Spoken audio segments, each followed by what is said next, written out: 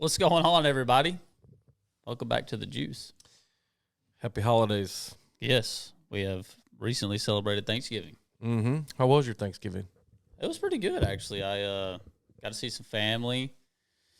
Didn't do very much fishing, and then went and see my girlfriend's family. Met some of her family, so it was good. Oh, so this is like first time you met some family? No, like I've met her, I met her dad and her mom and stuff, but yeah, all their other family, yeah, it's the first time. It must be getting serious now if you're going to Thanksgiving dinners. Well, you know. Happy for you, man. Yeah. What about your Thanksgiving, man? Man, mine was pretty good. You just shot a giant freaking deer in Kansas. Yeah, man, I was in Kansas. Thank you to my wife for letting me go hunting before Thanksgiving. Luckily, I made it home in time. The hunt wasn't going great, and I thought I was going to have to stay an extra day or two because, the weather was perfect on Thanksgiving. And glad I got it done because I'd be homeless with a deer. Shot a giant. Yep, shot a good one with a bow. Now it's time to put the hunting clothes up and get ready for season because it's going to come fast, man. Yeah, it is. It's coming fast. December's already here. Unfortunately for me, I'm not putting hunting clothes away. No? Not duck hunting clothes, no. Duck hunters. So I can go chase them around a little bit. Got an Arkansas hunt planned coming up quick. And then it'll be officially fishing time. So yeah. Are we fishing this weekend? Who? You and me. I am. So yeah, we'll figure that out. So we're not gonna do that? We'll figure it out. Yeah. Whatever. We'll figure it out. I mean, it's prime opportunity, man. Whatever. I see how it is. We'll figure it out. We got a little figuring out to do, guys, for a tournament this weekend. Anyway, so last episode, which we didn't upload anything the week of Thanksgiving, but uploaded Chad's. Something glitched out, didn't upload to Facebook. So yeah. And then I went out of town, so the internet was bad, didn't get a chance. But it was on YouTube, and then we've had talks about just doing YouTube and Spotify, or if we should upload to all platforms. I don't know the answer. Probably just up. I mean, different people watch from different things, so I guess we'll put it up on Facebook. Facebook and YouTube and Spotify. And all put it everywhere. Why not? Throw it out there. Saturate all the platforms. But that was a good episode, man. He's a good guest. That story cracked me up. I always forget about that story with the OnlyFans deal. That was hilarious. Yeah. Unfortunate for him, but it all worked out. Yeah, it did. Now he's got a big-time sponsor. Sounds like they're going to be doing some big things. So if you haven't checked that episode out, go back and listen to that one. Who do we got today? Man, today we've got Todd Castledine. The man, the myth, the legend. Yes, sir. We're going to have Todd on. It's kind of something that we've touched on a little bit here. Me and, especially in the last couple of episodes, you've heard me and, Shane referring to, probably not being able to fish at this point. Definitely not being able to fish the opens or the invitationals. So we've kind of kicked around that the past several episodes, I believe. We've touched on at least a little bit in each one, fishing regionally. And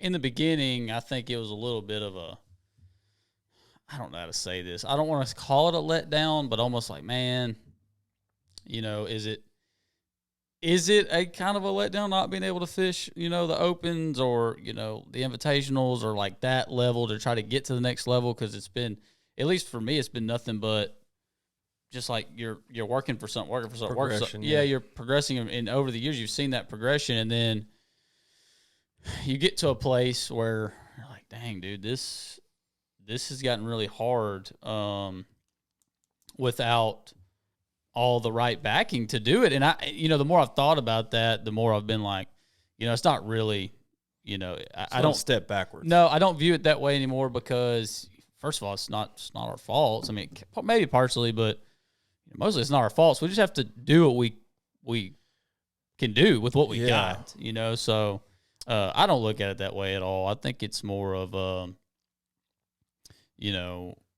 really we should be really happy that we have the events that we do within our region. Yeah, we've touched on that on a lot of episodes that we are fortunate to live on a lake that has ample opportunity. Well, not just this lake, but our region, the Texas, Bend, and close Texas, by, and Oklahoma, and Yeah, we have a bunch of big trails. I think a lot of states are like Alabama's probably the only other one that's got trails like it. Right. We just have, so many options to go and win money. Mm-hmm. But with that said, you have a lot of really, really talented regional anglers. Correct. And because of this area. Yep. Todd is definitely one of those guys. 100%. That was the point. The point of this episode today. We'll talk about all kinds of stuff, I'm sure, with Todd, and those of you that keep up with YouTube and stuff, I'm sure y'all watch Todd's channel. He has he's got all kinds of stuff up on his channel. He's not scared to speak his mind on stuff, but the main topic for this show is going to be about fishing regionally or locally versus being a traveling, quote unquote, touring professional. Yeah. What are the advantages, disadvantages of either one? And he's done both and can do both. Yes. Whatever he wants. So yeah, he's had success at both levels. Level. Yeah, both levels because he fished the tour for a few years. So we'll get to pick his brain on that. Obviously we've got our opinions about that stuff, and we'll probably talk about it as we go on in the episode. There's a bunch of different ways to look at this stuff. That's the one thing I've realized. Like talking to all these people, everybody I think kind of looks at it differently because everybody's in a different situation. So I don't really want to say there's a right or wrong angle. No, I agree with that. There's no right or wrong. It's whatever you feel is right. But correct. He is somebody that's made his kind of decision on how he wants to, fish, and he's killing it. Yeah, yeah. How many AOIs did he win this year? 2? 3? 3.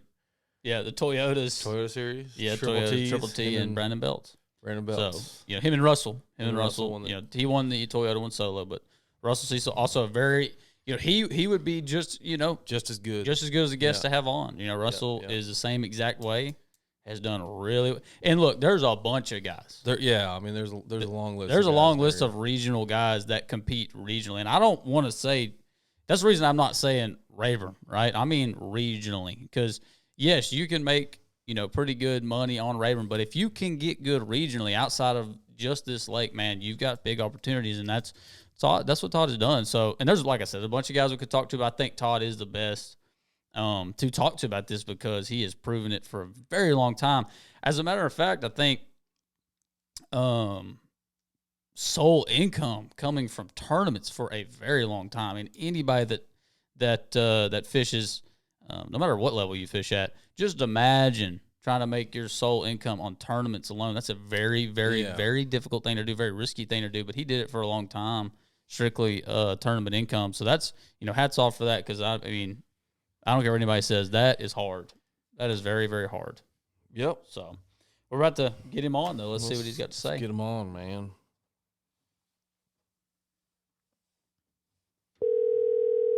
Last time we called. Hello? Hey, man. Appreciate you coming on. Hey. Oh, yeah, no problem. Well, we were just talking you up a little bit, bragging on you, talking about all your accomplishments here, especially AOI. So you had 3 this year? Yeah, 3. How many career AOIs do you have? In like all tournaments? Yeah, in all tournaments. No idea. I was going to say, it's going to make me feel bad. Well, there was a stretch where me and Brent, when we were fishing back in the day, and like they had a fall series. I think we won it like 7 or 8 years in a row. Jeez. Between BFL, I know the kind of the BFLs and Toyotas and stuff, but there was bass and buck stuff. There's a bunch of stuff back in the day. I just kind of didn't pay much. I don't know. I hadn't forgotten. Wow.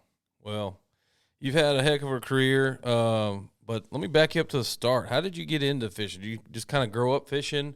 You used to fish Livingston a bunch, didn't you? Yeah, I grew up so I had a house we had a lake house in Cape Royale, which is on Lake Livingston. Mm-hmm. And I eventually moved from Houston. I just couldn't handle the city anymore, and my dad lived there.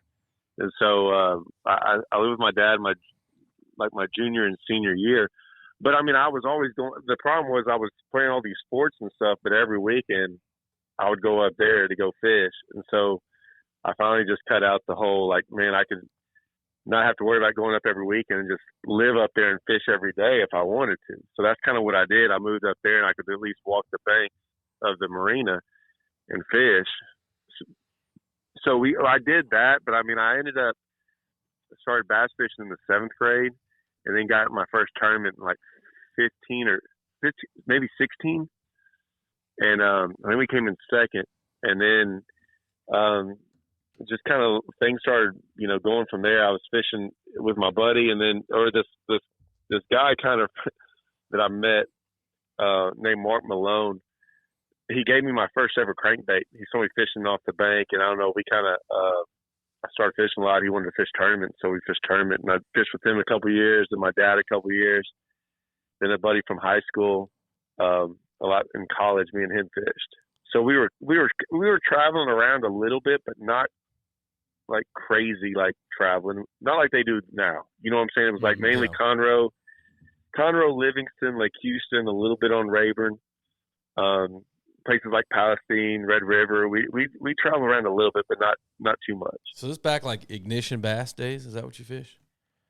Man, like Ignition, Angler's Quest, Media Bass, Honey Hole. Oh, Angler's Choice was a big one back in the day. Like those were Bass and Bucks and Angler's Choice were the biggest ones we fished. But I mean, we fished everything from like I'd have to go back and look, but those are the ones I remember the most. I got you. So when did you kind of realize that that's something you wanted to pursue? That like, hey man, maybe I'm good enough to take this to the pro level?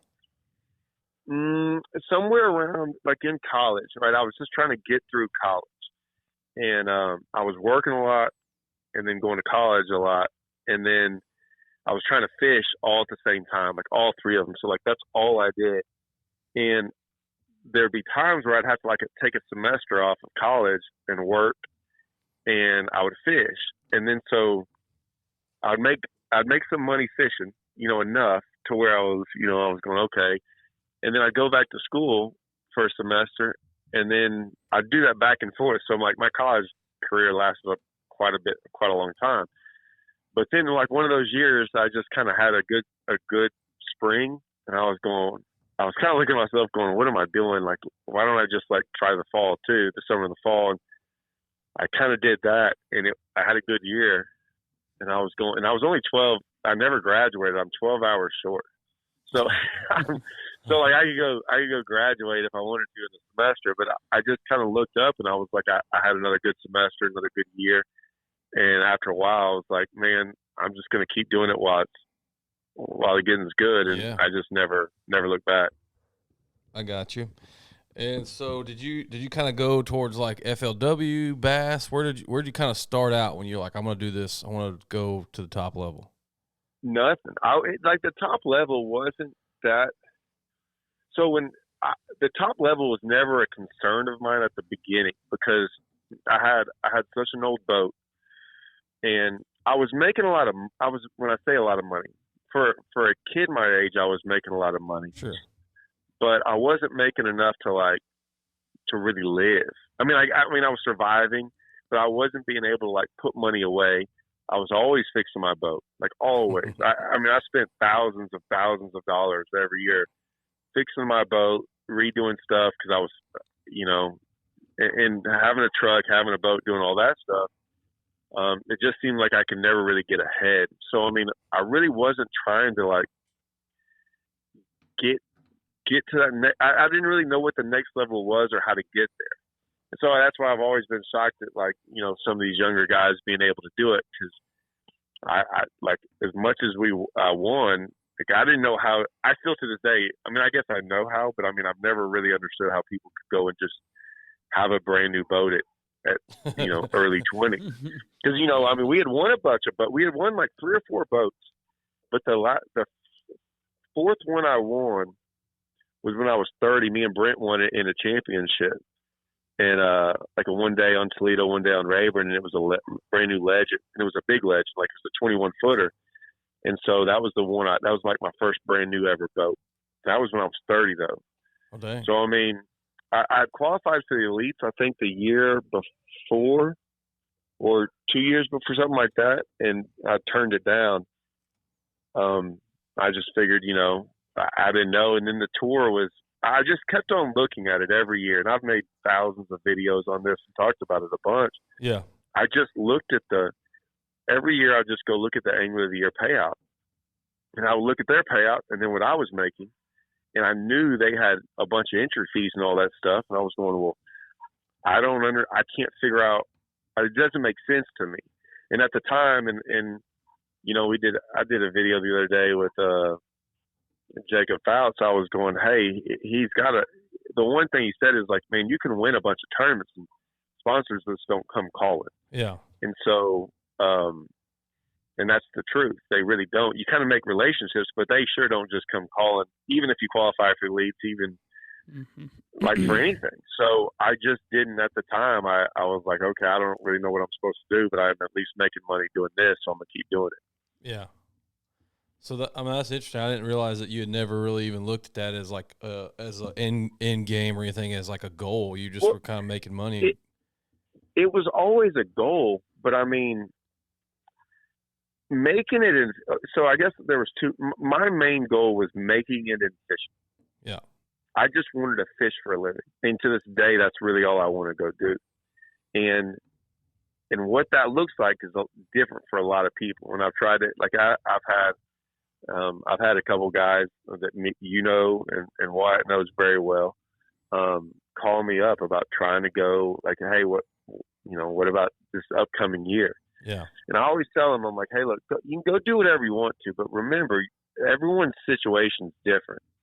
And one guy in particular, I was like, hey, man, your situation's way different than most of these guys. I'm like, you make a lot of money at home, and a lot of these guys don't make any money at home fishing. So, like, them going out there and pursuing a professional career, they're not leaving anything behind.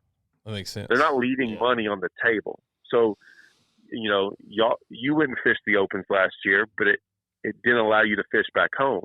Yeah. And when you don't get to, and so, y'all want some money back home. So when you leave that behind when you go try to pursue that other career. And so it's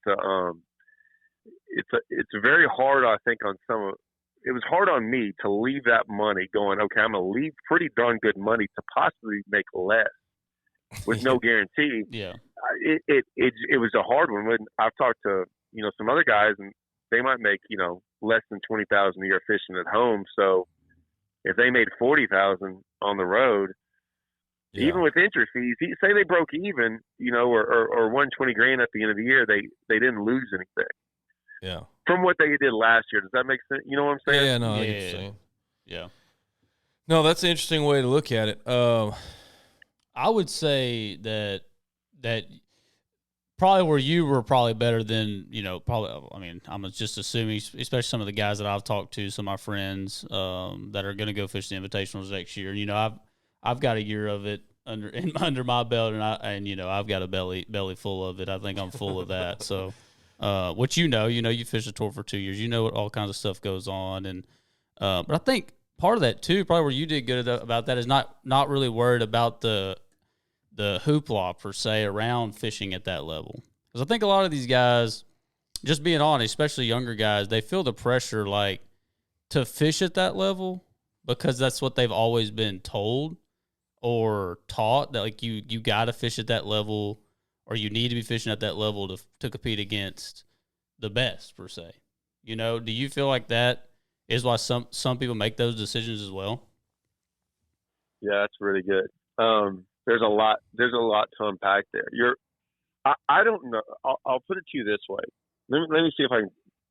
Yeah, I didn't worry, dude. The pressure was there. Like, I'll remember my first ever one on Okeechobee, and I was. It was nerve wracking going into it. I won't lie. Like, and I don't know why it was. Right? It was just because at the time, I had a Costa deal. And so that was my first ever deal. It was a Costa deal, and they were paying for it. And so I went there, and it was on a 3-year contract. And 3 years sounds like a long time, but I was like, man, I have to start making the most of it. I don't have a year or two. Like, I have to go make it that year. And I've always had to, because I always said people were always like, hey, that's a cool profession. Like, that's really cool what you do. I'm like, yeah, it's cool when you're making a check, but go 6 months without a check. I was like, if I ever had a bad 6 months, I don't just stop fishing. Like I sell my boat and everything, and I quit. So that was my mentality growing up. Like, this whole time, like, if I ever had a bad 6 months, like, I'm out, I'm done. And so I went into the tour like with a lot of pressure on myself and everyone. And you're kind of older. I was a little bit older. Everyone expected me to kind of do really well. And I did. I got a check at the first couple and did all right. Made the cut both years. It didn't go exactly like I wanted it to. But I was still fishing like a lot of the Toyotas too, so I was killing it there. What I'll say about that is I remember the difference, I think, for me and how it is now. We didn't have any high school or college fishing. And I knew some guys that kind of dabbled with the college. They had like a college club stuff or something. But all those back then, like I remember fishing against Dickie Newberry and guys like Scott David, Toby Hartzell, David Curtis. I mean, you name it, like Harold Allen. I mean, Chris McCall. Yeah. I can just go on and on and on. And a lot of these guys fished the tour in the past couple of years or fished it back then. And we were fishing against them when I was 18 or 19 years old on Livingston, on Conroe, and all the Russell. I mean, I was fishing against Russell all the years. I was just fishing against guys that I knew could fish. Like there were no other high school kids or college kids when I was fishing those tournaments. It was just me and my buddy. Yeah. And so I was used to fishing against a higher caliber of fishermen. When you move to Rayburn, that's all you get. Like if you move to Rayburn, you get nothing but the best. I'm not a homer. I am just saying what it is. There's a reason those guys go out there and dominate on other lakes as well. That group of guys that fish the Rayburn Toledo, I mean, there's Larry Nixon came from there. Harold Allen came from there. I go on and on about Tommy. I mean, there's just so many guys that came from there. So when I went and fished, I remember like the Toyotas had all those. Like the Toyotas had a bunch of those, whatever they were called, Everstarts back in the day. Yeah. But I remember fishing the Bassmaster Open, my first one on Toledo Dig, and it was a crossover event. So what I mean by that, like they were traveling from like Florida and passing through, an elite event to go to like Amstead or something. So I had this open on Toledo and I got in it. And I remember like standing in line and it was, I would say like half the elite field was there. Like all of them were there. It was crazy. All the names. And so like, and I knew a couple of them. I had just been around fishing enough to like met a couple of them, knew a couple of them, whatever. So I'm standing in line with all of them. I was over there trying to like cash a check and do good. I came in third in the event. And then that was the year I qualified for the elite. So you go compete against those guys enough and do, you don't have to beat, you just beat them, compete with them. Like you're like, oh yeah, I can fish with those guys. So when I got to the tour, it wasn't much different. I wasn't trying to like beat any of them. I was just trying to like kind of do my own thing. And I, like I said, I think these younger guys don't compete against those guys ever. And we always did at a young age. I don't know if that helped, but it didn't make it seem like I was like changing levels all of a sudden. Right. Like if you fish those opens, when you fish the opens, you had to go fish against like elite guys that drop down to fish them, or tour guys, BPT guys that are moving over. It's and why it's the same way in the Invitational. He's got 1 year about it, but those guys step down, and I say step down. It's not a step down, but they go and fish those too. So mm-hmm. I mean, you fish against them after a while. It's not. Yeah. It just is what it is, and then you realize you're not really ever competing against them. Like mm-hmm. you're really not. I mean, you're just trying to like every once in a while a guy will like shock you, but for the most part, I would say most of those weights that get brought in by those guys, rarely do they ever like shock you. Yeah. I get shocked on local events. Yeah. Like like I roll in there with like 21 pounds and think I had like the most phenomenal day ever, and some guys got 35, and I'm going, yeah. I've been there too, but I'm just saying those shock me. That doesn't happen on the like when you fish those big events. Like one day a year, maybe that happens, but for the most part, it's like, oh yeah, I could have. I kind of caught that weight in practice one day. I could see how that happened. Yeah. Mm-hmm. Yeah, that's true. So on the sponsor front, so for somebody like yourself and staying home and traveling, I mean, do the sponsors put pressure on you at all? I mean, I know you said you had a Costa deal, and that was kind of not till you're a little bit older, but you're still associated with Strike King and all that, right? Yeah, the Costa deal happened, and that was a partnership with FLW, and so and that's how FLW kind of did things back in the day. And then when I think MLF bought them, Costa got out, and so that kind of all of us kind of got caught up in the mix. I think three of us.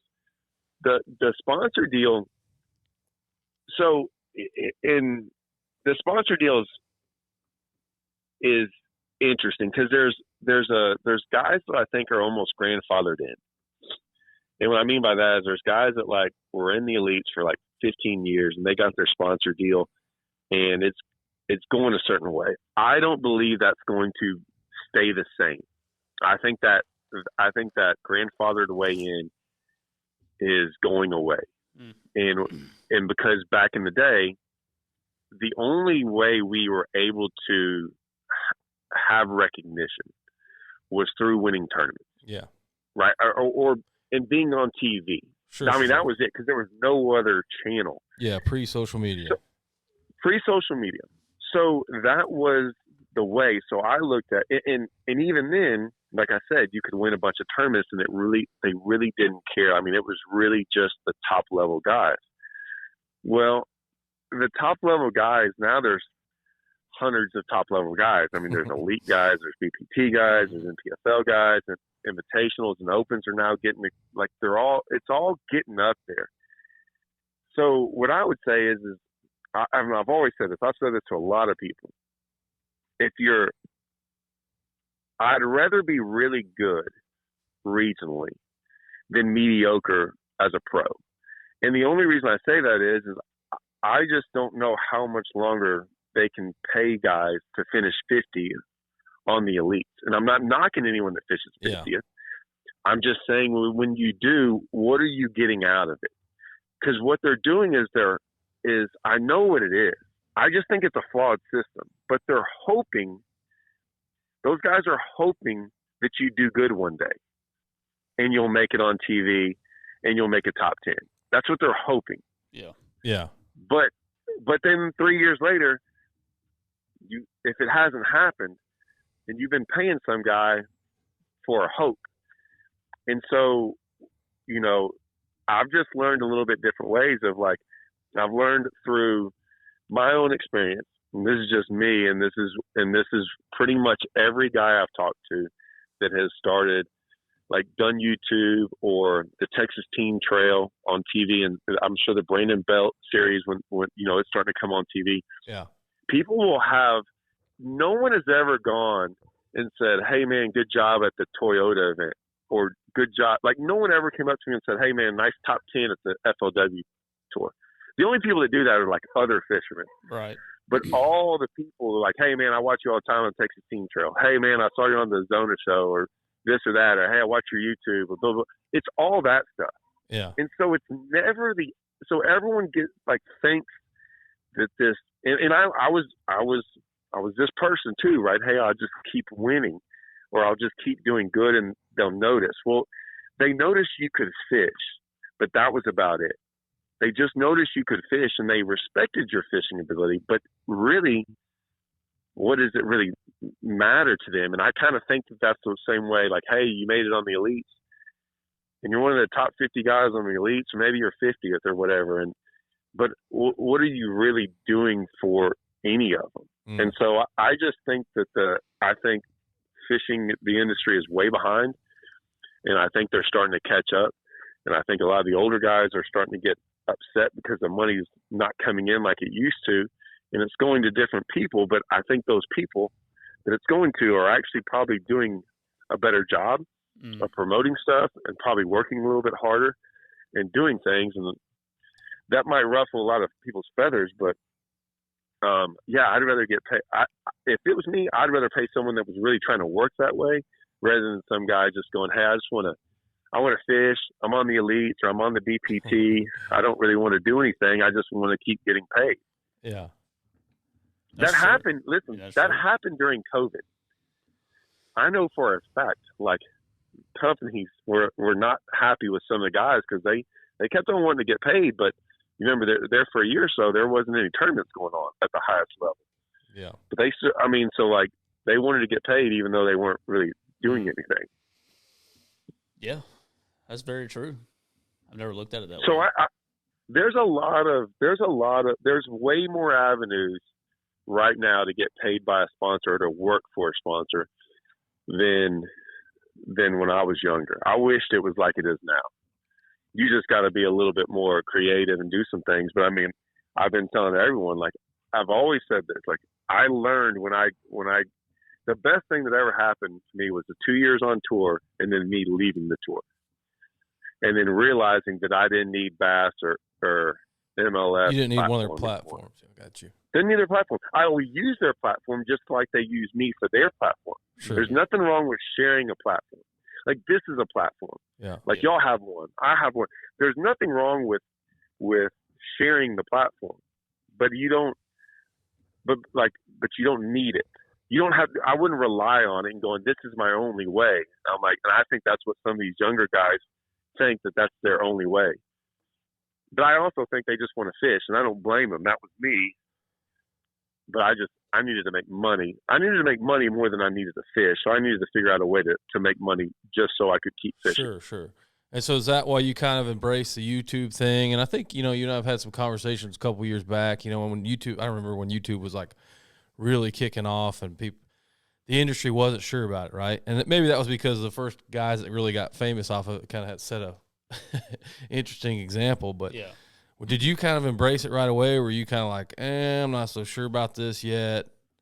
When did you decide to go down there? I was the biggest anti-YouTuber you've ever seen in your life.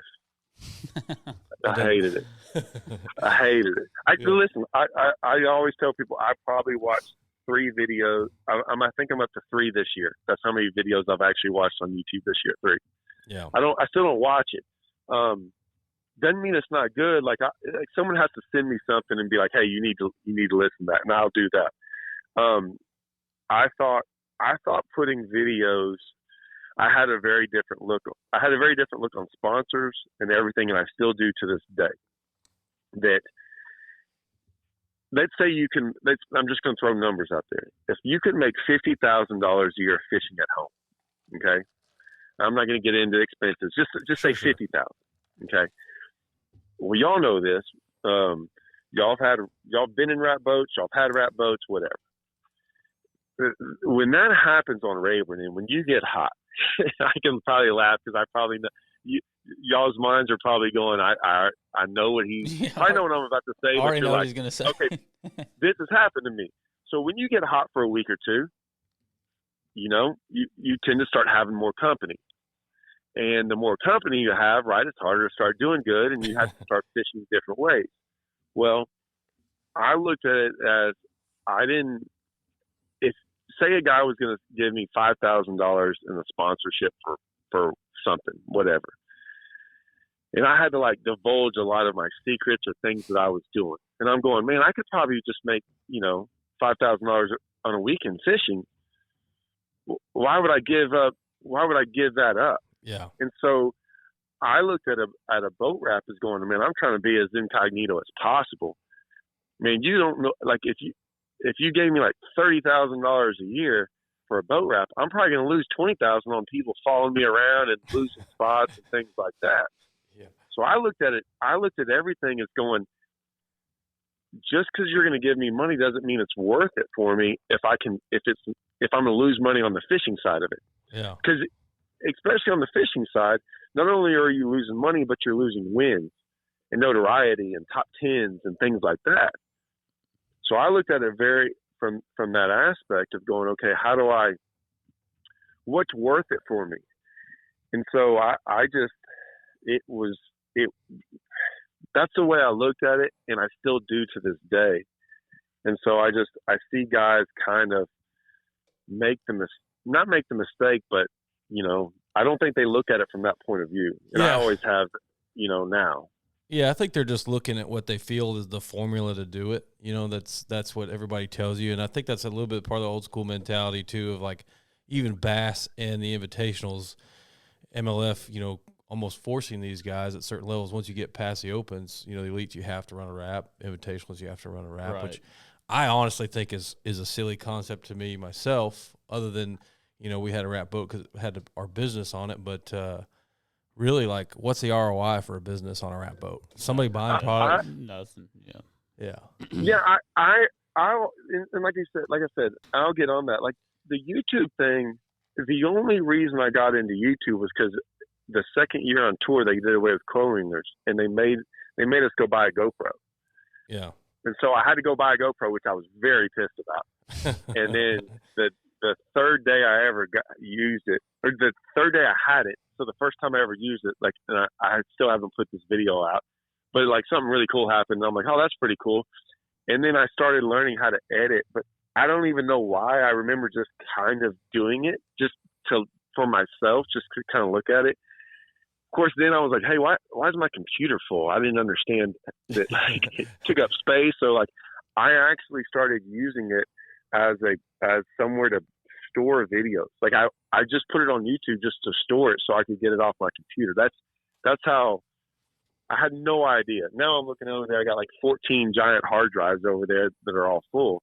Yeah. But I didn't understand why you would put something out on video that potentially made you money from fishing.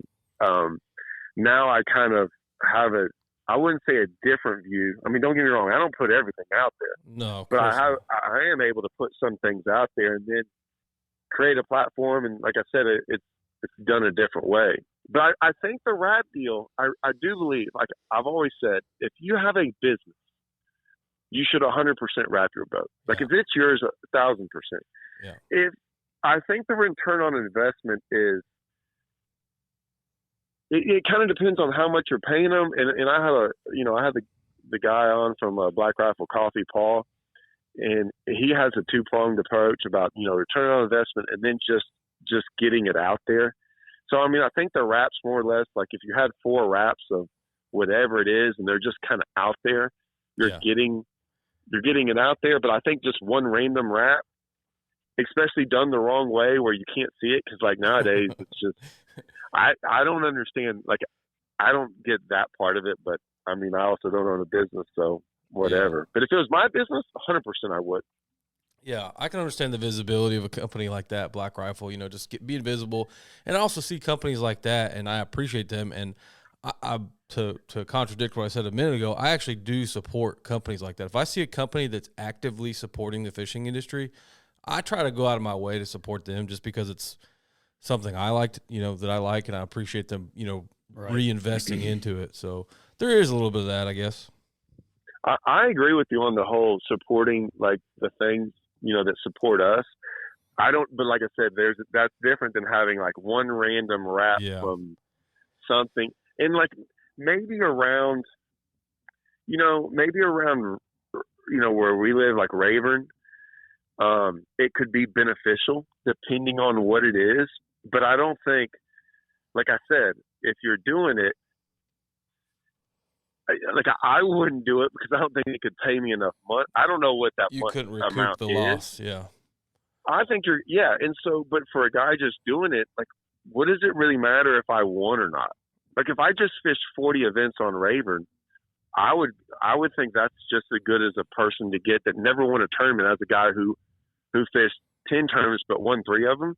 Yeah. I don't think you're getting any more from the guy who won. I'd actually want the guy who just got in 40 events and just had always out there doing, like being visible. Yeah. That's just me though. I don't know. Yeah, that's true. Well, the YouTube thing is definitely, it seems like you're growing rapidly. I mean, it almost seems like it's exponential. It was, growing. Now it seems like it's really kind of taken off for you. So that's pretty cool to watch. Well, it's been, I don't know. There's a lot to it. There's a lot. When I say that, I mean, there's days I hate it. There's days I love it. There's days I don't want to do it. Yeah. I'm glad I did it though. I'm glad I did it when I did. I've learned a whole bunch.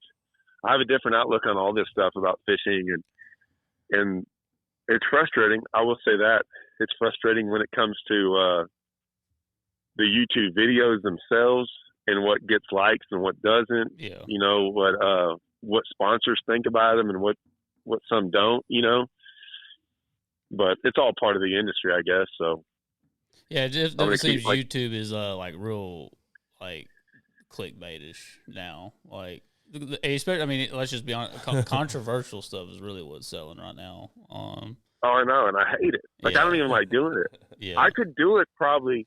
I probably got like 30 videos of encounters on the water with like, y'all have them. I mean, we live on one of the worst lakes to have them on. Yeah. And I mean, yeah. I don't even like putting them out there. Yeah. And it's just because it's not even worth it. Because some guys like, man, you're always getting into it. I'm like, hey, you'd be surprised when you're just fishing over there by yourself and people roll up on you. It's not like you're doing it. It just happens. Yeah. Yeah. But I mean, I don't.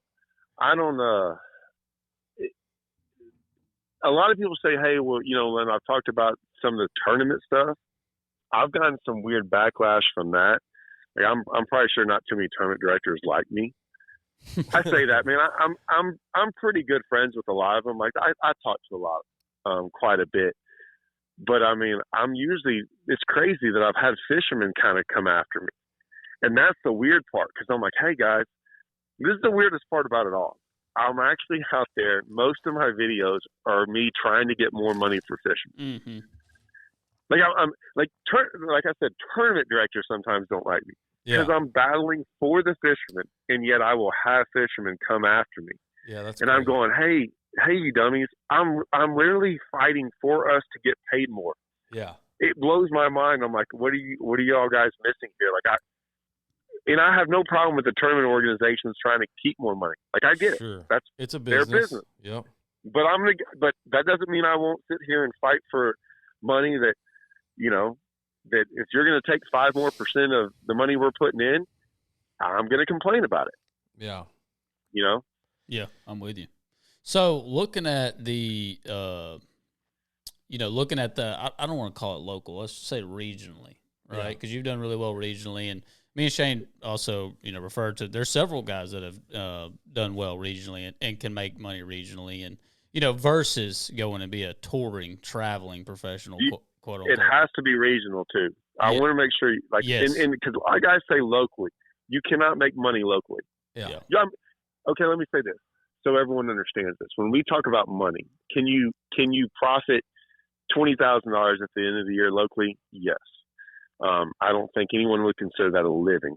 Mm-mm. So you have to, there's not enough tournaments locally to do good. You have to do it regionally. As for us locally in Texas, Texas is giant. So it's like Texas, Oklahoma, Arkansas, Missouri, Louisiana, Yeah.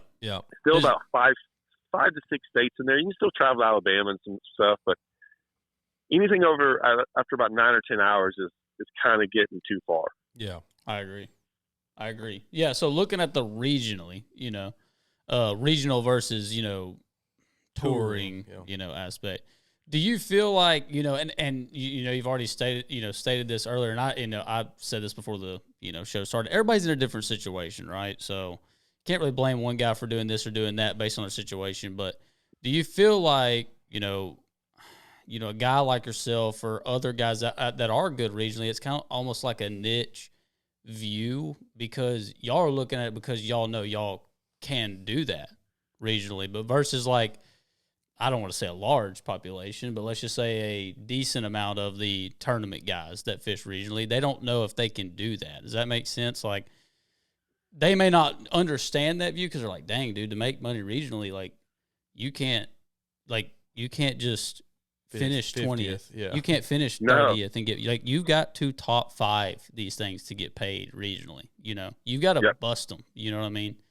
And so do you feel like that's why some guys don't really, get that angle, understand that angle? Because it's hard, I know, but you've asked me like some good stuff that I don't know. So here's what I'll say. Locally, right, there's guys that are scared to death to leave Rayburn. Okay, 100%. They can say whatever they want to. Y'all laugh. No, but like there's guys across the country that won't fish tournaments. There just are. There's guys that won't fish tournaments, not because they're not allowed to, because if they do that, it's going to make themselves look kind of bad on the guide business. They won't say that, but it is. There's guys that don't want to leave Rayburn. They have, and they didn't do very good. There's guys on Livingston. There's guys on Conroe. I mean, everyone that's on Conroe, there's about 6 of them that will leave Conroe. Like we know them all. Like it is what it is. Texoma, we fish enough of these tournaments that we know the guys that won't leave, and it's not a big deal. Like I don't fault them for that. Like they don't have to leave. That's not what they're wanting to do. I think I understand that part. The regional part can be tough because you're fishing against locals, right? You're fishing against those guys that don't want to leave, and so you run into those locals, right? What I've noticed, though, for me personally, is I never really cared about the locals or getting beat by them. I mean, there's obviously certain times of the year that's really hard to beat a local. Yeah. But when you start going there in springtime and like the times they went, you start learning those lakes. And I always knew this was like y'all have been on Rayburn just like I was. Those first couple of years on Rayburn, I promise y'all probably didn't do very good. Just like I didn't do very good. Like you got beat. And you learned to get beat, and it was tough. It was frustrating getting beat by those guys. But you eventually started finding some success. And when you did, you're like, oh, okay, here's some success. I get it. Well, I just kept on wanting to fish other lakes, and I got beat at other lakes. And then all of a sudden, it would take one tournament. I remember I just got my butt handed to me at Texoma over and over and over again. And then all of a sudden I was leading a Toyota, like going into the final day. And since then, like Texoma was one of my favorite lakes. Like it just started clicking. Not that I didn't know how to catch fish. We all know how to catch fish when we go to these lakes. We didn't know how to fish tournaments on these lakes. There's a big difference. Yeah. And so we started realizing, okay, like you can't go fishing this way on a local event because it's going to get beat up. So I got to go find other fish that no one's fishing for, things like that. And as you start doing that and venture out to all these lakes, you're going to the same lakes multiple times a year. And you look up and I'm like, yeah, I went to Texoma 4 times this year. And then over a 10-year period, I've been there like 30 or 40 times. Like I know that place pretty darn good. Yep. And so you might not be able to go win, but you can compete. And then all of a sudden, all those lakes that you do that on, even at a larger scale. So I did this when everyone was fishing the Toyotas. I picked a different division of the Toyotas back in like 2000. I don't even remember what year it was. They went to Grand Lake, like Kentucky, Darnell, like all those lakes. And I'm like, I've never been there. But in my back of my head, you asked me earlier, was I ever like had a bigger goal? The goal was always the top level. I didn't know really how to get there, but I was like, hey, if I go fish these now, they always go to places like Grand and Kentucky Lake and things like that. I'm like, so I can go at a lower price level, like an entry fee. I kind of knew some people. You could travel up there, and it was kind of just for experience. And then all of a sudden, I think I was leading at Grand the first time I ever went there, and I ended up making like $10,000 or $12,000 there, and did the same thing at Darnell. And then this past year at Darnell, I came in another second. So like even Darnell, by me going there 6-7 years ago, I was able to kind of do the same. I knew it a little bit in Grand Lake. And so like you can even do that at a regional level, is like keep on going to these lakes. And I mean, it's exactly what happened to me at Gunnersville last year in the championship. I'd been there once before, and I'm like, all right, I kind of know how everything's set up. I went back over there, and I didn't catch him the same way, but I had an idea of what was going on. Right. So that time on the water and experience of going to those lakes multiple times, it's a thing. It's a definite thing, and it's easier to do on a regional level because you can go to them multiple times. But guess what? When you go on that pro level, and you go to, I'm sure Wyatt, like, and like you're going to lakes and you look up and some guys like have 14 years of going to that lake. Yeah. And man, let me tell you something. That guy's going to beat you. Yeah. I mean, it's just hard to beat that guy, and this is your first time seeing it. Yeah. You can do good once or twice a year like that, but for the most part, it's very hard to do that. Oh yeah, that was the most. Yeah, it's going to average out. That was the most intimidating thing. Because what's funny is you mentioned Okeechobee being your first one. That was my first one, and I'm sitting there like, holy shit, dude. I spent 2 days driving around that lake and never caught a fish. Yeah. And I never saw a boat either. And Russ and I was like, this all looks good. And I knew about these other places. And I ended up running into James Watson on the water. And I didn't even know what creek I'm in or what creek, whatever I'm in. And he was just like, hey, man, I'm doing this. And I'm like, yeah, I've been doing that forever. And I was like, screw it. I'm just going to go right back in here. And it was like, the light is just on. And it was like 4 hours before the event, or, 4 hours before the last day of practice. Mm-hmm. And I went in there and just and smoked on them. And after the tournament, I'm like, yeah, I'm in this place called, I don't even remember what, Fishy Camp or something, whatever. And it was only about a mile from where the tournament was won. Not many people were in there, almost no one. But they're like, oh, yeah, that's a good place. And I'm like, well, I wish I'd have known about that. I wouldn't have spent 2 hours driving around this place, all the dead water in that lake. Yeah.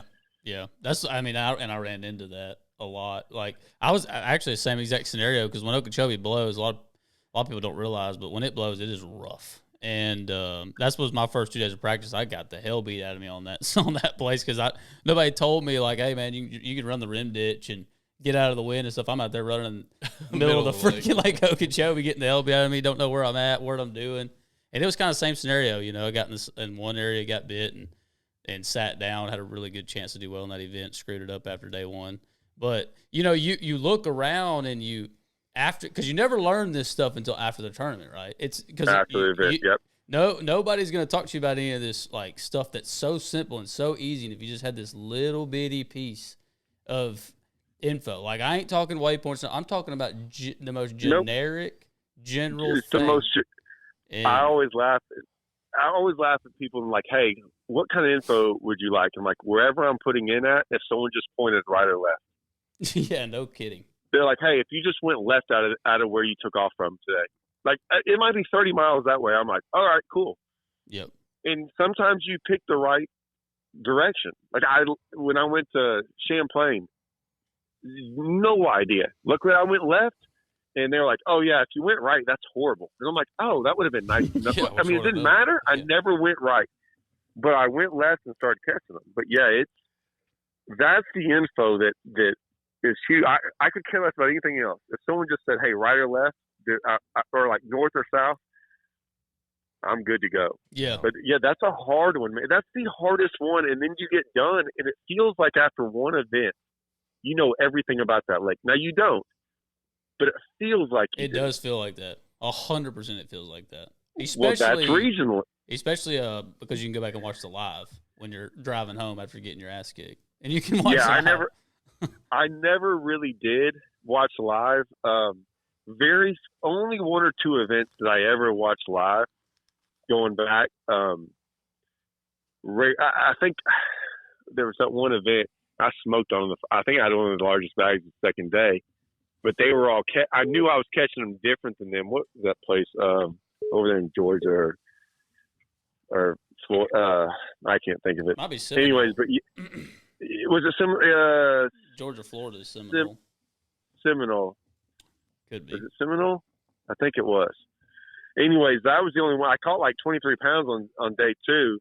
I think I had big bass too, like a 9, but I didn't. But I was watching everyone going around throwing like wacky rigging and doing. I think it was the one Brian Latimer won. That one. Yeah, that's Seminole. Yeah, that was Seminole. Okay. Yeah. I watched a little bit of that going, oh, I think I was around a ton of them. I just, I caught, anyways. But yeah, regionally it's the same way. Like, so that's how I view all these lakes regionally, is that like I can go do the same thing. And if I go there a couple times and you kind of figure out, you don't really figure out where guys want it. That's not what you're doing. You just kind of figure out that. I think the biggest thing for me is when you go to those lakes and you go somewhere and there's a bunch of docks and you get 30 bites on docks, right? And then you show up and everyone's on docks in the tournament. You realize real quick, like, okay, this was a mistake. I shouldn't have bet on this pattern. And so you start to realize like how everyone's going to fish. And then I want to know how everyone's fishing so I don't do that. Yep. Like there's two things I want to know. Where a tournament, like who won the tournament and where? Because they're like, oh, you want to go? No, I want to know where the tournament was won the week before so I don't go there. Don't go in that spot. Yeah.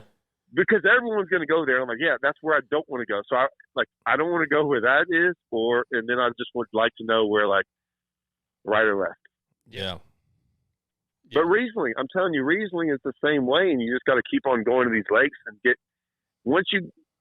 if you're in it for the long haul, once you get your butt kicked a couple times, it's not that you go back there and you kind of feel you have a little success and you just start putting those tournaments one by one, because remember, regionally, you got to fish two times, three times as many tournaments as everyone else. So like where they're fishing, what'd y'all fish? 6 events last year? Mm-hmm. You know what? Yeah. Yeah. I mean, Shane, you had 9. Mm-hmm. I think I fished 25. Yeah. Yeah. You definitely got some better right? numbers in. Yeah. You just get to go, and I still went to a bunch of lakes. I mean, I still went to, I went to Eufaula, which I'd never been to before. And, I mean, Darnell, Lake of the Ozarks. I mean, you still travel around a lot. Yeah. Yeah. Still learning. Yeah, I get that point, too. Yeah, that's what you were talking about. Well, yeah, that's what I was talking about for next year. I mean, I fished several events back home throughout the Invitationals, thank God, because that's what saved my ass this year, fishing Invitationals. I had one good event at the Potomac, also saved my season. But man, I look at some of these guys I fish against in the Invitationals at that level, and we're talking, and you're going to really know a lot about this, but I look at some of these guys, and these entry fees are $30,000, right? That's from the jump before you even, you're not even counting anything else, which traveling is very expensive. We all know that. But I see some of these guys, man, I talk to some of them, and you don't really realize how many of these guys are actually putting like entry fees and stuff like that on a credit card until you start talking to some of these guys. And I just sit back and I'm like, holy shit, man. I did, and I've told people that for years. And so here, and I've been around enough to know, and I've always said this, and it sucks. I don't want to bring up names because it's like they're buddies of mine. Yeah. But I mean, there are guys out there that can absolutely catch them. And they went and fished the tour and they went and did stuff. And even when they caught them, like I knew guys that caught them, like would qualify for the Forest Wood Cup, right? And maybe they didn't do anything better than a $10,000 check all year, right? They made 5 checks, and maybe and y'all didn't even have the Forest Wood Cup, last year. But when we did, there's an extra 10 grand there. So maybe they made 60 grand, right? Yeah. Which is 5 checks, 5 out of 7. I think there 6 or 7 tournaments back then. Might have only been 6. 4 out of 6. 4, either way, say it's 50 or 60 grand they made all year long. So they probably make top 20 in Angler of the Year, right? Got 5 checks, maybe a 6th one at the Forest Wood Cup, 60 grand minus the 30 and minus expenses. They won like 15 grand. Yeah. Yeah, and keep in mind, like those of you that are watching, like I'm just telling you right now, if you cut 5 out of 7, 5 out of 6, that's really good. It's a good season. Top 15. It's not easy to do at all. Like it's extremely difficult, Right. And back then that was the highest level, right? So now if you do it in the invitationals, you get an invitation to the BPT, but I mean, what does that get you? I mean, I'll put it to you this way. It gets you a place to where people aren't happy. Now, there's some guys that are happy and you might smoke them there. But you got guys leaving the BPT. You got guys leaving on purpose. And I'm not knocking. I'm not even listening to the rant on them. But if you have 7 to 8 guys leaving that are qualified, you're getting an invitation to go somewhere where guys are leaving. Yeah. So you have to sit there and go, okay, well, why? It would only be responsible enough for you to go, why are they leaving? And I think bass fishermen are really bad about asking guys, older guys or guys that have been through it, like, hey, why? What was it like? Why are they leaving? You know, and instead I think they just look at it as like, this is my only chance. And I'm like, you know, be careful what you wish for, because it's not what you think it is. No, you might go out there and win a tournament, right? I mean, there's always that. Yeah. Yeah, that's true. But I wouldn't bet my career on trying to go win a tournament. No, that's a terrible. That's a bad idea. That's a bad idea. No, it's true. Like everything we're talking about, you know, like I've seen it and been around these guys and did it, you know, did it this year, and solely because kind of like what you talked about, like I was in a fortunate enough position to where like I had some guys that believed in me enough to where I had my stuff covered, and that's the only reason I would do it. I've always promised myself, like, you're never going to go fish at that level unless it's covered. And when I say covered, I mean, like, if I cut a check, it's pure freaking profit. And that's the only way that I'll do it. And I promised myself that. But you do, man. It's kind of like what you talked about. You feel that pressure, like, man, this might be the only year I got it covered. This might be might be my only chance. I got to do it now. You know, I don't. Yeah, and when someone says they have it covered and they want to go do it, I always tell them, like, hey, go do it, but just be ready for it. Now, let me ask you this: when you drove home, it happens to all of us, like one of them long trips, right? Oh yeah. Yeah, you know where it's coming. That is a long, long drive home when you don't cut a check. It's a long drive home even when you don't cut a check and everything's paid for. Yeah. Could you imagine going there and driving home $7,000 that you put up? I can't. I mean, it was a tough drive home. Yeah, it was a tough drive home even when you didn't cash a check. Yeah. Yeah, I can't. No, seriously, I can't. I don't. I don't even want to know, dude. Like this year has brought so much stress. I've told this to guys that some of my buddies are going to fish invitationals next year. I said, I know some of them. Don't freaking don't let it stressed me out, and I was so stressed and so like I felt so much pressure on me, and I don't know why. And I think it was self-inflicted pressure. You know, more or less not even worried about, because like I said, I was in a fortunate position, not more or less not worried about the money, but more like, are you good enough to be here? Pressure. And man, like that's what I've told these guys, don't think about that. If anything, like none of that matters. Nobody else's opinion on you matters. Like just promise that you'll go fish free and have some fun, or you're going to hate your life, because that next event rolls around. You're like, shit. I gotta travel 19 hours to this thing, dude. I'm not looking forward to it. I'm dreading it. Then the next turn rolls around, I'm not looking forward to it. You know what I mean? You don't want to say that, yeah, but you don't want to say this publicly, but you know that's not going to happen. No. They gotta it's not. It's not going to happen to those guys. They're going to feel everything you did and I did. They're going to, no matter what there's nothing we can do about that. But it's going to happen to them, and it's like I said, I kind of benefited a little bit because I mapped out a schedule that year of fishing Toyotas. And so I fished 6 Toyotas those years. Like I was getting after it, and I think I won an Angler of the Year in one of those times. Like I was killing it in the Toyotas.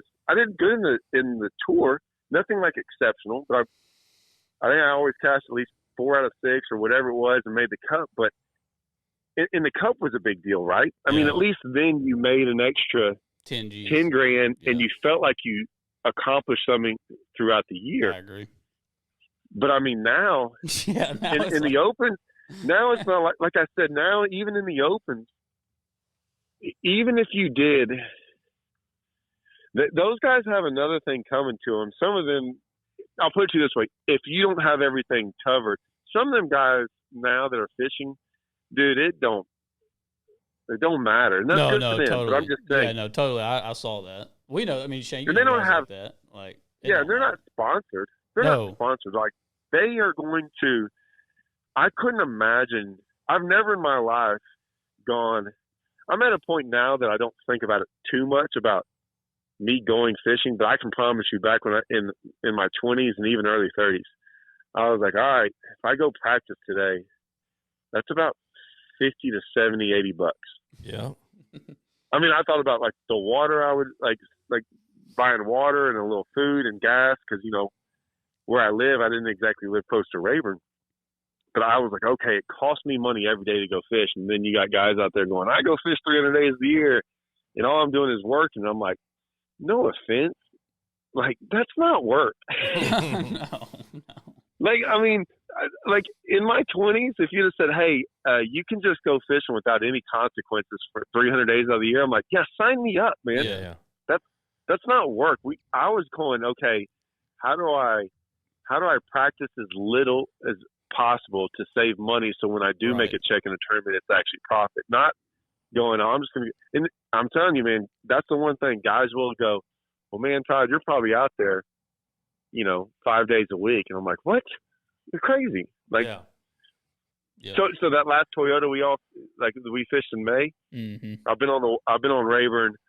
I shot a show with Andrew in his Let's Fish TV a month ago. That was my only time I've been on Rayburn since May. Yeah. I mean, I fished other places, but I don't need to. There's no more tournaments on Rayburn, so I just don't go. Yep. No, I see it, man. And when I don't know about you, Shane, but when I first started, I was like I knew it existed, right? Like I knew that there was guys out there with like no sponsors, but they had all the money in the world, right? And I knew it existed, but I didn't realize how many there actually were. And then maybe that's a new thing. Maybe that's like it's a newer thing, but like it's like, dang, dude, it's a new thing. They're just enjoying life too, though, bro. Like you'll talk to them in practice, like, yeah, I ain't catching shit, but I ain't worried about it. It's like, what do you mean? I'm like, what are you talking about, dude? Like tournament's fixing to start. Like I have to get out of here with a check, dude. Like what are you talking about? Like, no, zero pressure. No, they don't feel the same pressure. It's not like, so the pressure you inflicted on yourself, and I did too. That was a little bit different deal on tour. It was a worse feeling, but I remember in college, I always tell this, like, and I don't recommend, this was the dumbest thing ever. But I mean, I would take rent money that was due on Monday and go fish tournaments. But I didn't even think about it at the time, I didn't. I mean, I knew it was stupid, but I was going, I'll figure it out. We'll catch them. Yeah. We'll get back. Yeah. Dang, but there's guys going they'll go travel across the country going, well, I don't know how I'm gonna get home. I'm like, what? Now that's just not even. That's just idiotic. Going, hey, I hope I make a check. Like I have to go make a check at Okeechobee so I can drive home. That to me is it's reckless.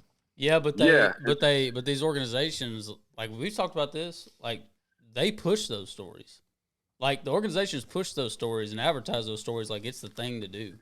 Like those are the fairy tale stories that they push. And it's like, man, I don't know if that's necessarily the greatest story to be pushing. Like, yeah, but then they push the Brandon. Yeah, they pushed the Brandon Polinick sleeping in his back of his truck and all that. And now look at him now. Yeah. And that was what I was saying earlier. Is those names. I'm like, well, why don't you share the 500 names or it didn't make let's say the 100 names over the past 10 years that you've never heard. And I always tell people, it's not like those guys don't drop down, if you want to call it AAA or regional fishing. They don't drop down to regional fishing anymore. They're done fishing. No, they quit. Yeah. Like it's over. Because when you get to that point, because when you get to that point, it's not physically they can't do it. I think mentally they look at it like they're done. I mean, it defeats you because it wipes out money and credit. I mean, it's a bad deal. They don't tell those stories. For sure. No, they don't. It's pretty wild when you think about it, dude. Oh yeah, it's freaking wild. I mean, but you can kind of spot those coming, Yeah. No. Anyway, we don't need to get in all that. Get in all that. But so, man, what are you fishing next year? What's on the agenda for you? I know you got a stacked schedule, I'm sure. No, well, so every year, I guess I got too complacent because every year I would always worry about the schedule. Like I'm looking at the schedule and I'm like, okay, I got the Toyotas, right? I mean, we got them in our backyard, so we're gonna schedule around the Toyotas, and then the last couple of years, it's like, all right, cool. I'll get a couple opens in as well, and then I'll start stacking up the team stuff depending on like what's the best team event. Yeah. Well, no, it's like it'll be like, okay, this is the best team event, and this is the second best, third best, and it's all based on like it's never based on schedule. It's just based on payouts. Oh, I got you. Well, obviously, the Brandon Belt one is like top of the list. Yeah. Sure. Right. I mean, the money's there. It's the best team tournament in the country for the payout. There's nowhere else you can make that kind of money. Yeah. And then we got free entry fees to it. So I was like, all right, cool. I got the Toyotas. I got that. Then we got the Texas Team Trail that me and Russell went over the year at. So we got free entries to there. When you get those two in the Toyotas, and then I started looking at the Opens, and then all of a sudden, like, this is the worst year I've ever seen where there are, like, bad conflicts. Mm-hmm. It's bad. And so I had to start. It's bad, yeah. Like me and Russell talked about it, but if I could fish the Opens, but two of them I'd screw Russell over on practice days, and then there's a chance if I made the cut, I'd screw him over on the actual tournament days. Yeah. Mm-hmm.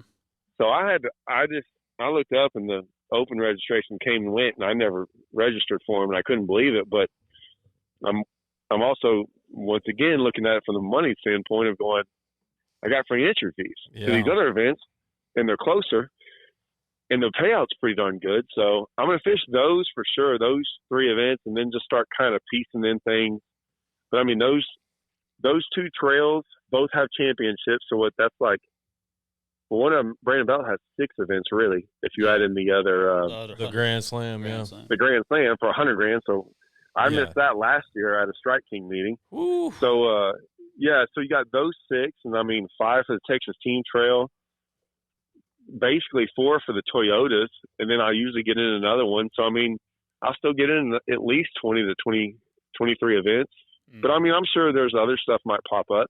Sure. Bass Champs. I forget Bass Champs. I'll fish Bass Champs.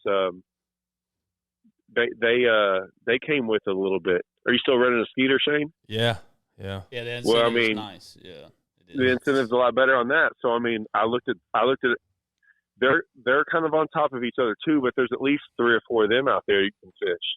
So, I forgot about those. So yeah, I think you only have to fish 3 to qualify for the championship. 3 of them, correct. So I mean, there's 3 to 4 more events right there. There's 25 events. Have you tossed the idea around about fishing the Invitational? The one on Rayburn, are you gonna jackpot that? Yeah. So I called up Daniel a couple months ago and asked him, like, what's the chance of me just getting in that one? And then I had pondered going, okay, if I say I did top 3 or something, top 5 I was like, could I get in the rest of them? And he's like, probably not. And I was like, all right, cool. And then I almost thought about fishing it. And once again, though, it would screw Russell over on the Brandon Belt one. And it would screw we couldn't fish Bass Champs. Well, I wasn't worried about the Bass Champs one. Yeah. But I'm like, all right. I thought about it, and I was like, all right, let me think about it some more. And I kept thinking, and then there's a month off limit. Yeah, I know. And I was like, man. And granted, I haven't been on Rayburn, so I don't care. But I do kind of want to go out there. And so, like, I will start going out there and, like, learning more things in, like, that December, January time. And I was going, once again, I'm like, I don't know. I'm just not going to just jump in it just to fish that one. Yeah. So, I'm not doing it. I don't know who is. I don't know if y'all thought about it, but. Yeah. We've been talking about it for the last 2 weeks. But I think it's crazy that they're even going to – I don't know how they could say that they couldn't let you fish the rest of them because they don't have enough to fill the first one. So how like I said, that was months. That was a couple months ago. Yeah, no, you could fish them all. I've been in contact with them about this exact thing, and it's I mean, they got 120 right now. I know that for they're up to 120. 120. And they're trying to get to 150. Trying to get third. I mean, that's a lot. 30's a lot, dude. Like that's a lot. Like that's a lot of gap to cover. Committed. Yeah, that haven't committed, that have already left this late in the year. I mean, I thought about it, but then I was going, man. I guess over the years, I've learned the one thing in fishing I've learned is it's kind of like those opens. I've gone and done the whole route of really trying to make things work, and traveled 18 hours, like with no sleep to get back to fish another event. Like I've done all these different things, and I've had some success doing it, but it is man, I'm married with 2 kids now, and I'm like, wait a minute, do I really want to sit there and like really bust it? And then, like I said, me and Russell have been fishing together now 10 years, and I just don't like screwing him over, because that's what I would basically be doing. So, I don't want to do that to him, because I mean, we have a lot of success. So I mean, it's not a now you got Shane looking at me because I'm still tossing around the idea. Yeah, he's like, well, you'll be all right. You'll be all right. Well, and I did it to him last year at Palestine, and he was like in second or third after the day one, and we still finished, I think, fourth. Yeah. But at the end of the event, he was like, dude, if you'd have been here for 2 days, and he goes, I already know what you would have found, and I'm like, yeah, I know. And so, I made a top 10 at the Open at Toledo, so I made like a bunch of money there too. But I don't want to do it to him multiple times. Yeah. So I was like, I don't think I'll do it to him at all this upcoming year. But I thought about it, but I was like, okay, what am I really? I gave it consideration. I'm talking about fishing all of them. I gave it no, I didn't give it any consideration when he said I probably couldn't do it. Yeah. No, I'm not fishing. I was just considering just jackpotting that one. Yeah, but what if you won it? Yeah, then it'd be see, there you go. Yeah, see, right, and you're on Rayburn. You finished second last year around the same time. So I mean, there's a possibility that you could win it, and then what do you do? Just like, all right, the smart thing to do would quit while you're ahead and just fish that one. I agree. But I mean, the ego, it's not even an ego thing. It's just like, what if I went and fished the rest of them, and I think go to BPT. Yeah, those are all great. Hey, those are great dreams, and they could be reality. But then you look at it and go, what would be the smart thing to do? Let's get my Rayburn, win, take $80,000, and fish locally, make another 50 or 60, and then go like, I made $130,000 this year fishing. That would be amazing. Pretty solid. That sounds great. That sounds a lot better than the other of going, hey, where are you driving back from? Some stupid lake over here in Florida. And, I didn't get a check, and Yeah, remember the $80,000 I won? I spent half of it. I spent half of it. I told we probably know the same guy. I told that guy, I said, hey, when you fish that Invitational, you're going to be driving back from the lake, and we're going to be somewhere on a weekend fishing, and we're going to make a top 5 somewhere. And we're going to be like, hey, how'd you do? Like, not great. And I'm like, we won us $2 or $3 or $5 or something. And I'm like, it was a pretty cool weekend. We just practiced one day, drove over there. And I'm like, it's a long drive home when you're like, well, I got to wait another month before I go fishing again. Yeah. No doubt, man. It's they don't tell you that, right? Y'all, you gotta. It's real though. No, I enjoyed it. I got my taste of it. I enjoyed it, but now that I've really opened that door and met some people and talked to some people, and it's not. And I knew it wasn't. Obviously, I was kind of in the industry, and I knew it wasn't as glamorous as it was made out to be. But I now realize almost just how stupid it is. And I don't mean that to crush anybody's dreams. I mean, if you got the dream, we're just straight crushing dreams. It's all right. Yeah, but I mean, it's for me. It's like I'm kind of like, I'm older. I got 2 kids, a wife. Like this is not, maybe the reality is I don't need to invest anymore in it. I had some fun with it. I really enjoyed it. I like fishing the opens. I really like the format. I like the opens, but and I like going to new places and fishing new lakes. But and the problem is they have enough people that will do it. The opens will have less than they did last year of EQ quality. Like they're going to have quite a bit, but they will have less. And if they keep it this structured, they will have less and less every year. Yeah. I think they already lost 30 this year. I think they're down to like 150. I think they got 150. Yeah. That's still pretty freaking good though, dude. Yeah, it's but what did we finish with? 60? Yeah. No, they drop like flies as the year goes on, of course. But yeah, they drop, and so they're going to drop, and they got they got guys coming probably from the BPT and invitationals. I mean, that's why those guys are going to run from the invitationals, some of them, and go over there and go, and go deal with that again. And listen, it's great for the organizations or whatever, but after they will eventually, like the invitationals will either will dissipate or something will happen. Like, I think that's what happened with Bass Champs. I think Bass Champs, finally, people stopped. You can't pay out the same entry fee for the last 15 years. Like, you can't do it. And eventually people, I don't know if that's why they stopped going, but eventually the numbers dropped enough to where they're like, okay, we've got to change it. We got to bump up the entry fee, which I think they should. Sure. Because it's not, and then the payouts got better, and they had less of them, and so, and we don't need a bunch. Like, the worst thing we can have in this industry is a bunch of tournaments. No doubt. You don't need a bunch of tournaments. That's like, all these tournaments on Rayburn hurt all the other tournaments on Rayburn. Yeah. It's too much, and they spreads them all out, and so we need bigger tournaments with bigger payout.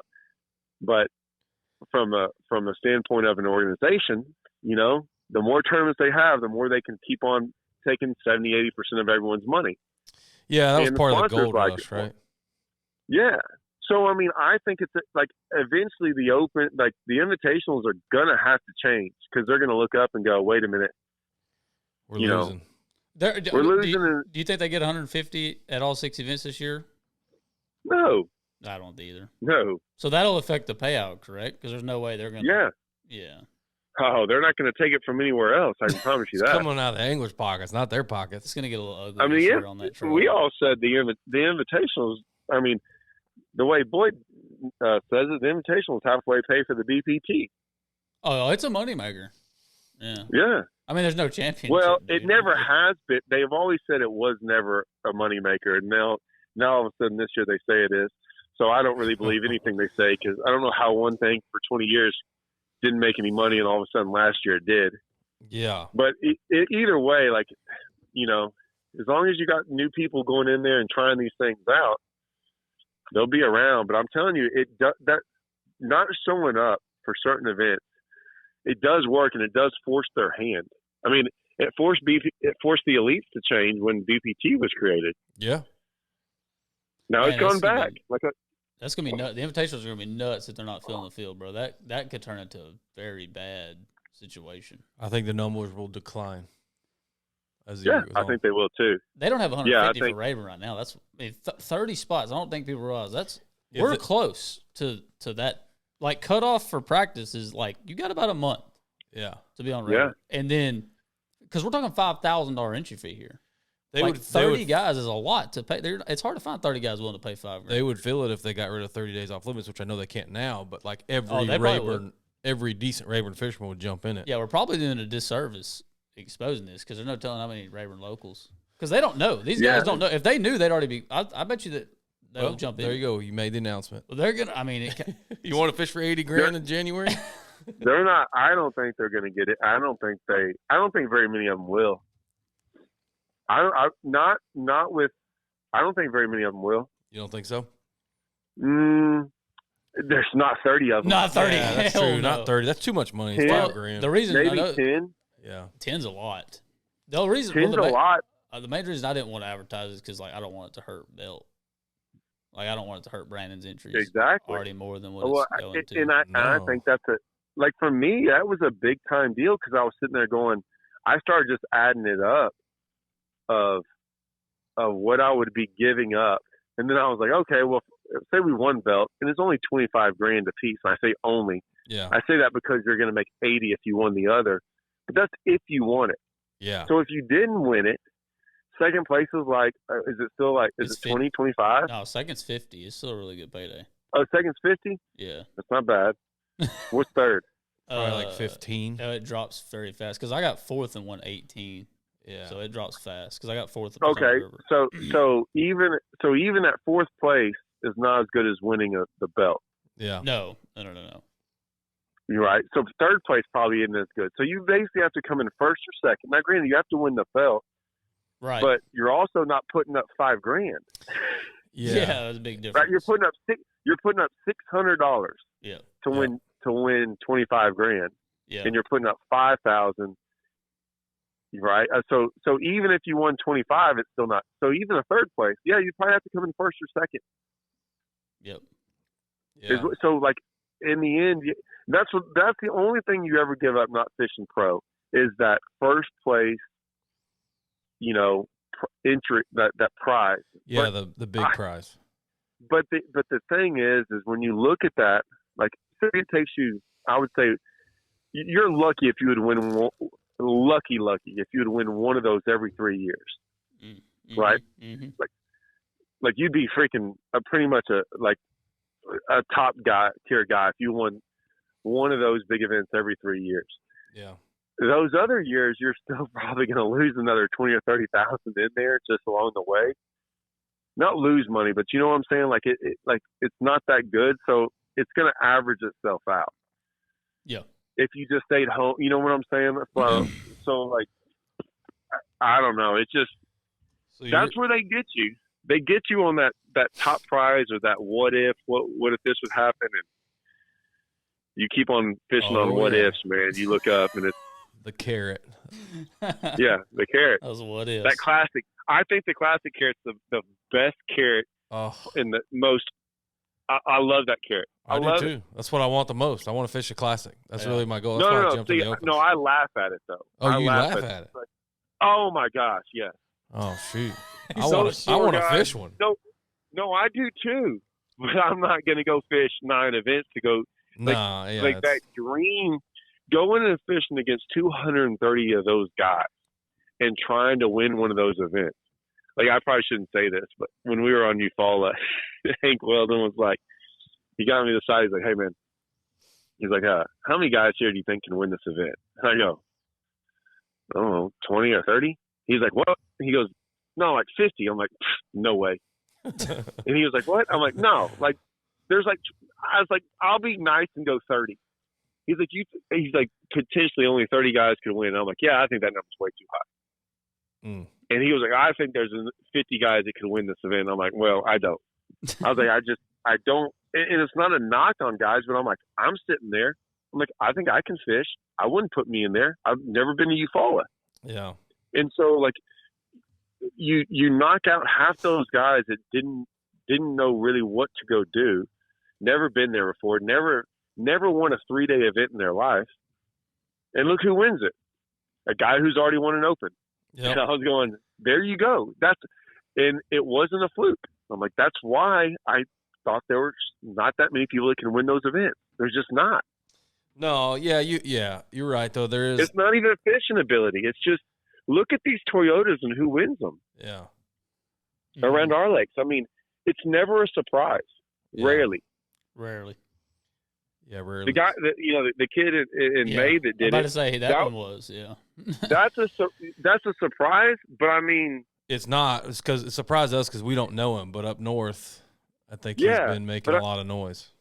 But if you look around, like Dakota winning one, I mean, we can just go on and on about the people who won them, and no one ever is going, oh, that guy's never won an event on the lake before. Yeah. Everyone who's almost ever won one wins some like either big tournaments elsewhere or wins events on Rayford. I'm like, those guys in those opens, 70% of them have probably never really won a big event before. So I just, until they've done it, it's one of those deals where I'm like, it's not that they're not good. It's just, I just look at the statistics. Yeah. You have to go into the opens knowing like this is a losing proposition financially. I mean, you're not going to make money at the opens. I mean, unless you win one and have a great season, but you can. So, and I want to say this because I think we sometimes put out the wrong thing. You can make money in the opens. Okay. So you can fish all 9 opens and make money, guaranteed. Yeah. Like there's no, like, I don't ever want, I've always said that you can't. So you can. What I would say, but I'm comparing it to what I know about fishing. So what I would like to say is you can make money. Now that money you make at the end of the year might be $5,000.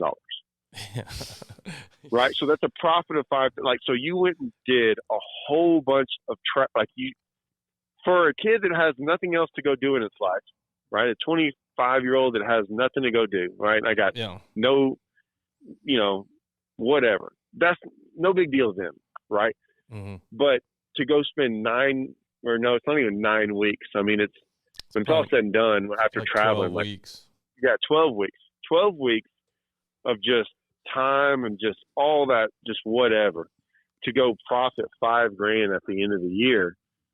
That's not what I signed up for. Yeah. So, because someone asked me the other day when I fished I think it was Matt. We got into stuff and not in an argument. He was like, "Yeah, you won." We were comparing like how much I won in Toyotas this year, and I was like, "Well," and I'd won Angler of the Year. So I told him. He was like, "Yeah, but you won Angler of the Year and you only won like 27,000 or something." And I'm like, and that was before I was going to the championship. And I said, "Well, I got a chance at the championship in the last 2 years. I've done really good there." Yeah. But he said, "Yeah, but that's insane that you've only won that much money, for Angler of the Year and da-da-da." And I was like, well, wait a minute. I won 27,000 and I only fished three tournaments. Three tournaments. Yeah, I was going to say that's for what? tournaments. For in the entry fee, compared to Right. the entry fee. And two of them were at home. Yeah. Or what I call home. Sure. And I was like, I didn't practice very much for those, like 2 or 3 days. And I was like, the Darnell one is where I made all my money for the most part. But I was like, I didn't. Darnell was 5 hours away. I was like, I traveled basically for one event, fished 3 events, and I was gone 3 weeks at the most. I wasn't even gone 3 weeks. Mm-mm. Yeah. And so I was like, hey, there's a big difference between that and then driving, to New York and to Florida in 9 weeks to make $5,000. And I said, and that's why when we bring up, to start this whole conversation, we bring up regionally, you put enough of those regional events together and then you fish the Opens and fish the Brandon Belts and fish BFL, like pick circuits that like fit your schedule. You can make some, 1 year you might go to the All-American and then the next year you're fishing a Bass Champs Championship and do good there. You know what I'm saying? Like there's always, you just pick the schedules that look right and you go fish them. Give yourself some opportunity. Yep. Yeah, because next year the Opens there might be one on Rayburn and one on Toledo and one somewhere else, and you're like, no brainer. Yeah. Because those you can make money. Like I made some money this year on the Open. Yeah. Yeah. But I didn't go. I only fished 3 of them. Yep. And you're giving yourself a shot at a classic too when you're doing that. And you give yourself a shot at the class. Like to me, that's a good And if you're not worried about the elites, which I think they're not overrated, but I don't think people realize. Like I said, even if you make the BPT or the elite, like I think people still have it construed. I'll put it to you this way: maybe we ended on this so we don't get canceled. Like the professional fisherman is dying. Like it is not. It is on the downhill. It's not an uprising profession. Guys are making less now than they were 5-10 years ago as a whole. So it is not, there are different options to do in the fishing industry other than be a top level pro. People don't want to hear that, but I'm telling you, within the sponsors, like when I've had meetings with those guys, they're like, yeah. And the professional fishermen don't want to hear it. No, they don't. No, that's 100% right. I mean, it's kind of an optical illusion. The sport is growing as a whole, but I think you're kind of right with the professional side almost dying. I mean, it's becoming so much more difficult. Yeah. I mean, listen, Ben Milliken going into the elites will have a bigger following than 90% of the elite guys there. Oh, yeah. And he didn't create that from being an elite. Yeah. Has nothing to do with being a pro. Nothing to do with being a pro. And so, you can not like it. You can do a lot of it. I've learned to like, hey, you know what? I'm just going to accept the way fishing is, and I'm not going to fight it. And I'm just going to try to progress with it. Now, that's all what I've always tried to do is just like from my fishing style to like within the industry is just progress with the industry. Because if you start getting mad at it and going, well, this is the way it always has been, and not change. Resist it. Yeah. And me and Russell are getting older, and a lot of our friends are older, right? Like we know a lot of the older guys in the fishing. We always like laugh at them and joke with, we all give each other a hard time. And I'm like, oh, you don't catch anymore because you're old. We always talk about that though, about how it happens to all of us. Like as you get older, it's harder to win consistently and harder to do as good. Yeah. And I think it's because you rely on like things from the past, and those past can like help you do good in tournaments, but they also can hurt you moving forward or progressing forward. Like Sure. you don't, and so I think live scope has killed the older generation. Mm-hmm. They don't want to accept it. Yeah. No, without a doubt. I mean, it's definitely changed. And the younger generation is sitting around like, screw y'all then. Like, y'all don't want to accept it. We don't care. We'll just keep winning with it. Yeah. Yeah, they will. Yeah. I mean, I've totally embraced it, Yeah. I don't talk about it much, but I have. And because I'm like, hey, I've seen enough of it. I mean, it ain't going away. Yeah. I mean, you're a competitor. You want to compete, so you're going to do what you need to do. Yeah. But, well, man, that was We went over, didn't we? No, you're good. Oh, We do that sometimes. How long is this An hour and a episode? half, but it's Holy good. shit. It's good stuff. Hey, it is what it is. That's awesome. It's good stuff, man. Oh, yeah. We appreciate your time, and probably have you on again. I feel like there was so much more, like tips there's of so icebergs much that more. we didn't even dive Yeah, into. there's a lot So, more to unpack. Anytime. all right, man. Anytime. Y'all just let me know. Well, good deal, man. We'll see you out on the water, I'm sure. Yes, sir. Appreciate your All right. time. All right. I'll be looking to see which one of y'all freaking ponies up and gets in it. All right. I feel like Wyatt just needs his arm bit just a little bit, and he'll do it. Yeah, and he's gonna leave me hanging out there at Belt. I know. Well, Yeah. we'll see how that goes. Yeah. Hey, I don't mind fishing against Shane, one guy for 2 days, the Braden Belt. So go ahead. Yeah, That's right. no doubt. Go ahead and leave him hanging. Me and Russell, we'll gladly fish against him. Yeah, Fun throw me in a pool of sharks by myself. All right, man. We'll appreciate it. All right, We'll man. talk to you soon. Okay. Dude, that was a long episode. Yeah, man, but it's good stuff. Like there was, like I wanted to keep going. I was like, That could have been a 2.5 we hour could have talked for episode. 3 hours. Seriously, that could have been really long. He's a knowledgeable guy, man. He knows a lot of stuff. He's been around the just game a seen long it, time. He's seen a lot of, like, he knows, dude. I mean, and honestly, I know it's, a little biased because it is our podcast, but I think it's a great angle that we can give from our podcast because you fish the opens and I fish the invitationals. Yes.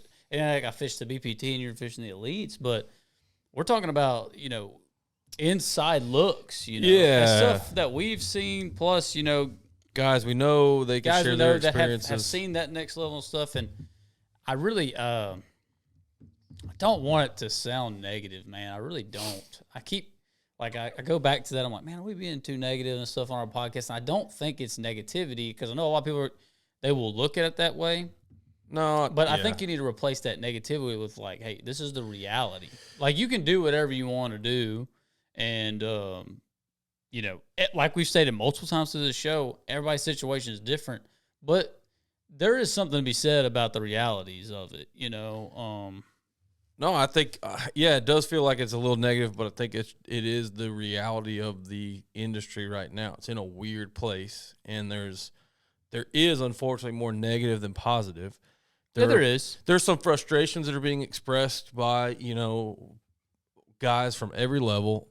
So I don't think anybody's intending to be negative. We're all just I think everybody's starting to kind of vocalize what there's a lot of like positives. and don't like. Yeah. There's a lot of positives. Yeah, too. yeah. Change is good, but it's it's challenging and scary, and I think everybody's just trying to figure out their place. So no, we're not trying to be negative by any means. And matter of fact, I thought that the general consensus of this episode was more on a positive note. Like just because you can't, or don't want to, don't have the means to go and travel and fish as a pro, you can still have a very successful career in fishing and fish for a living. Doesn't mean you have to put on a jersey and go fish at the, pro tour. Yeah, no, I agree. I totally agree. I think and I know some guys out there probably look at it the same way, at least the way I've kind of viewed it and looked at it sometimes. I know it's probably not the best view, but sometimes I'll look at it like it's just deflating because, like, that's always what, not just me, but a lot. I mean, a lot of guys that want to fish and do this, they want to, compete against the best. At least that's the way I've always looked at it. Like, I want to compete against the best, and I want to fish at the elite level or the Bass Pro Tour level, just so I can compete against the best and compete at a high level. But the more that I've gotten into this, I've slowly started to realize that that's not necessarily true. Like, don't get me wrong, they're some of the best in the world, but there's a lot of guys that are really good that don't have those opportunities as well. And like, yeah, you got plenty of them around here. Yeah, there's no such thing as that, if that makes sense. Like, it's not real. It's something that they've put out there and pushed to guys because that's the reason I think that way, because it's been pushed into me since I was 15 years old when I started doing high school fishing, then college fishing, then like I was pushed this whole thing. Yeah. You know, like I know exactly what these other guys think that are coming up, and probably some high school and college anglers right now, what they're thinking, looking at. And that's just real. Just reality. Yeah. I think it's not, competing in general is what it's really all about to me now. Like, just competing. Like, you're always going to be facing somebody that's the best wherever you go. Like, just because you're not fishing the elites doesn't mean that's not true. Like, it's just not. Like, if you go to Rayburn and you're fishing against how many guys in the elites? 90, whatever. 100. Let's say 100. There's 100 guys. 99 of those guys, those other guys you're competing against, they're not necessarily the best on that body of water. That's not true. Like, that's not necessarily a true thing.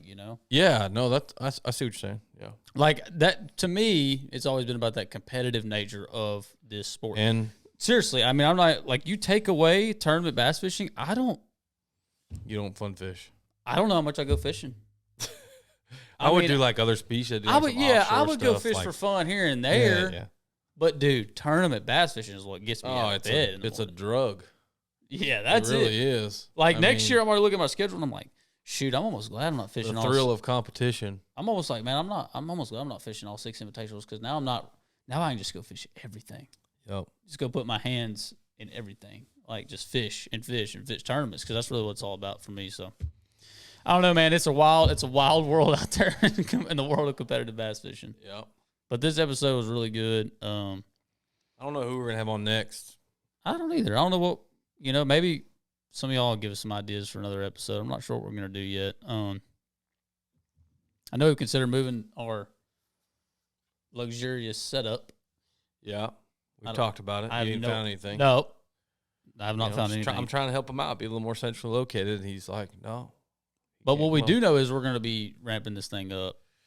Well, I mean, we're already on a pretty good track here. We're on a pretty good track. This is like 6 now? 6? I think we need to do some more social stuff, like. Yeah. We got to figure that side of it out, but we're going to get it. I think we need to do some other videos, too. We need to do, like, Instagram Reels. Yeah. I think we need to do some, like, videos, like, on the water stuff. Yep, on the water stuff. We really need to. Get Tay out there. Well, the problem with Taylor this time of year is sun gun is hunting. He's in Montana. You dang duck hunters. He's in Montana right now. Duck hunting. Anyways, guys. All right, we'll let you go. This is a long one. Till next time. Appreciate you watching. Till next time.